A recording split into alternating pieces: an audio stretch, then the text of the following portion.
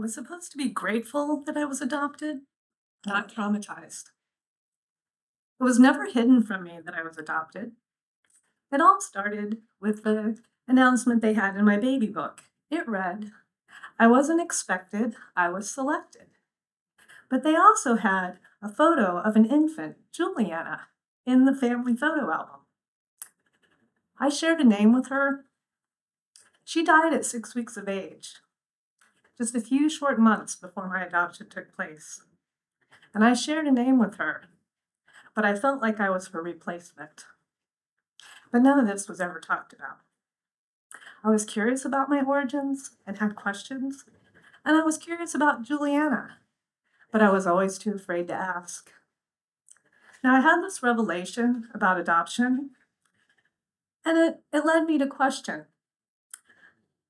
There's so much grief involved in adoption, and how am I supposed to be grateful with so much sadness? My adopted parents had to be feeling grief over the loss of their first adopted daughter. And were they still grieving not being able to have their own biological children?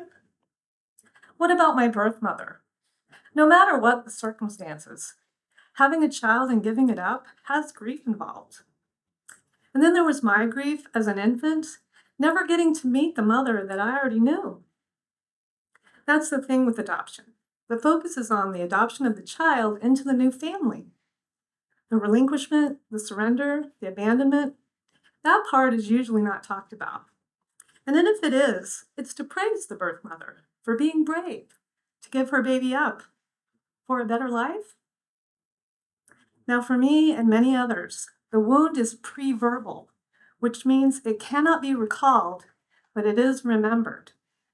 And this leads to unconscious abandonment and rejection issues. So I had no idea that I had been traumatized by my adoption. But at 58 years old, I still had no clue of my origins. This unconscious fear had always been holding me back. My adopted sister, she did search for and find her birth mother, and it wasn't a beautiful, happy reunion. And that gave my fear ammunition to keep me from seeking my answers. Now, ironically, it was my anger that brought me to a program that put me on the pathway to awareness in so many ways. And I would come to learn that my anger was one of the traits of adoption trauma. And as I researched it, I believe for me at least, all the traits of adoption trauma stem back to their original abandonment wound. Now, my anger had taken over my life. I was literally angry all the time. It really didn't take much to set me off. And I was absolutely miserable. I really had to find a coaching program because I couldn't live with this anger in me anymore. And one of the very first suggestions my new coach had was for me to join an adopted adult support group. And this was a very first for me. I found a community of people that felt like I did. I wasn't crazy.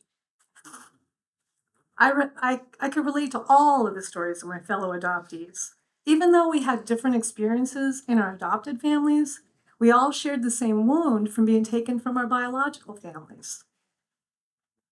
I read all the posts, learning as much as I could. And then one day in the comments section, there was a reference to adoption trauma, like we all knew what it was and how it affected us.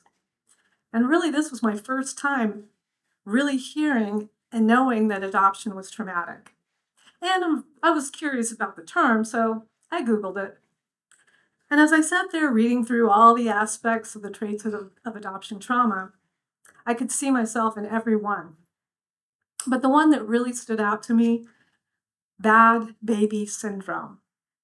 This is the sense that because my mother gave me up, it meant I had no value. And for me, the word was mistake. Whenever I would feel low, my thoughts would come, I'm just a mistake. I shouldn't have been born. But feeling sad and fearful is really no fun at all. And anger did feel like a better, more powerful place to be. But looking back, I can see how many people were walking on eggshells all around me. And what I came to find was my anger was really a part of my grief, a grief that I've had my entire life. The loss that I experienced at the beginning of my life and all the subsequent losses throughout my life, the anger stage of grieving stayed with me, and it put this black spot on my heart. And it was staying trapped within my body, too. So it may not be surprising to you that part of my mission is about smashing stuff and then burning it. It's an incredible physical and emotional release, because even in the best of circumstances and with the best of intentions, there is still trauma in adoption. A baby is born and she's looking for her mother. She knows her voice and her smell, but she's not there. And since the human brain makes everything about ourselves until we're about 9 or 10 years old, my infant brain attempted to explain the unexplainable by making me the problem. And since we also are completely depending on our mother when we're first born, she's going to keep us alive.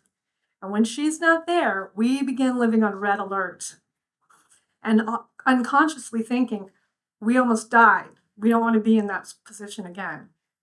And at the same time, the brain chemicals of cortisol and adrenaline are constantly flooding the body.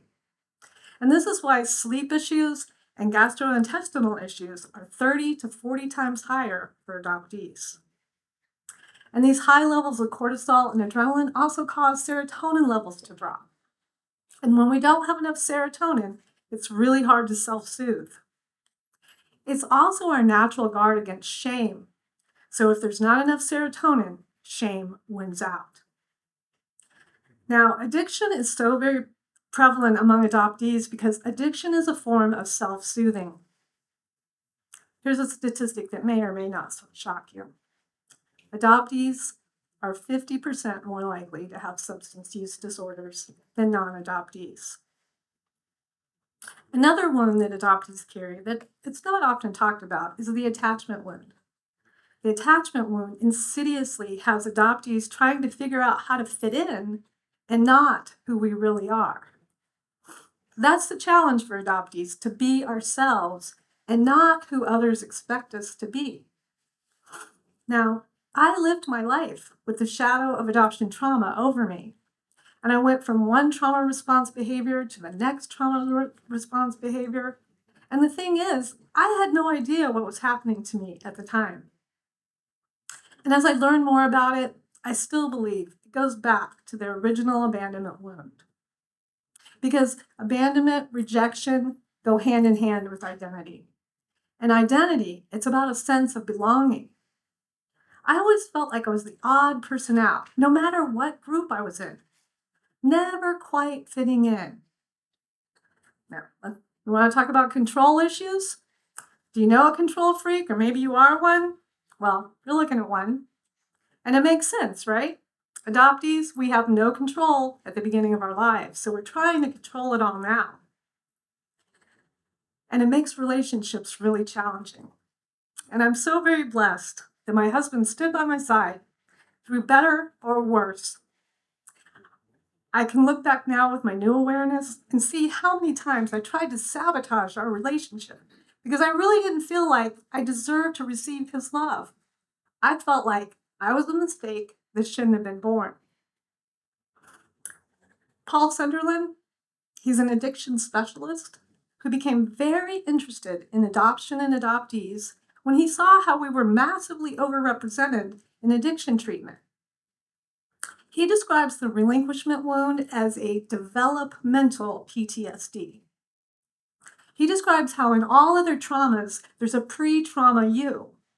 But when your very existence begins by being rejected, there's no pre-trauma you. And this told me why I always felt like I was a mistake that shouldn't have been born. The things like death, divorce, and even job loss are considered grief.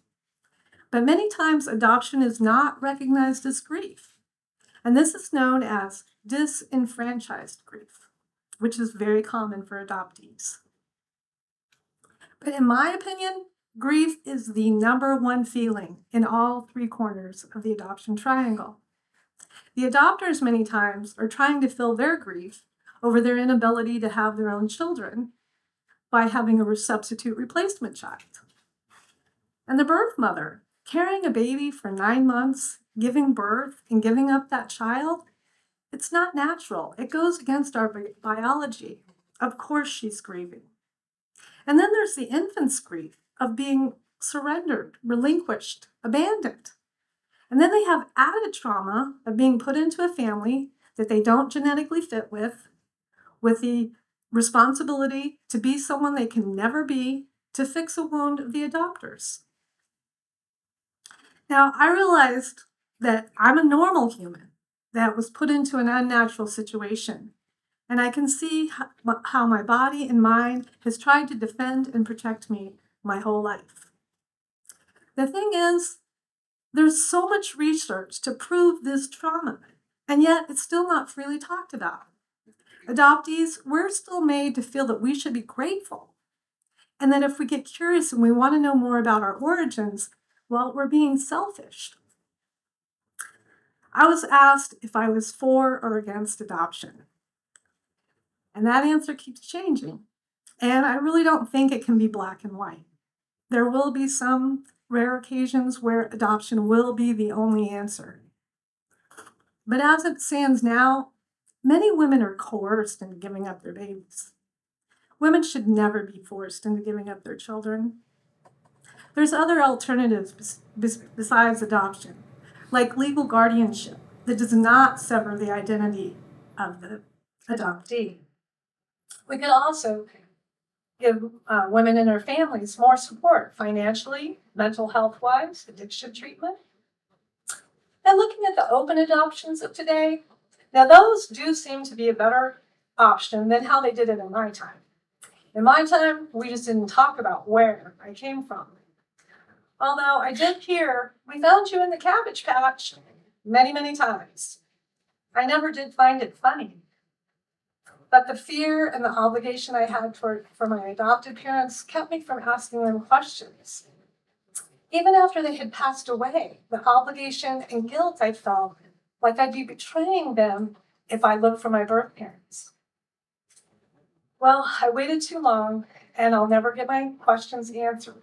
Both of my birth parents passed away before I even knew who they were. I wondered if my mother had ever helped me. I don't think she did. It makes me sad to think that she carried me for 9 months and never got to hold me. Now, many studies show that adopters are not getting therapy before adopting. And birth mothers are simultaneously shamed and love-bombed. The system of adoption is really broken. And I've also shared with you how babies do not thrive without their mother's touch. So why are we going against science and creating these traumatized children? Now, if you're questioning this, think about this. People who adopt puppies and kittens have to wait 8 weeks, 2 months, before they're allowed to take those babies home, away from their mothers. Let that sink in. Now, there's got to be a better way to transition family dynamics if, in fact, adoption is the only answer. We need to look at all the alternatives and stop traumatizing children, and not to mention the birth mothers. It's time we did better, and I know we can.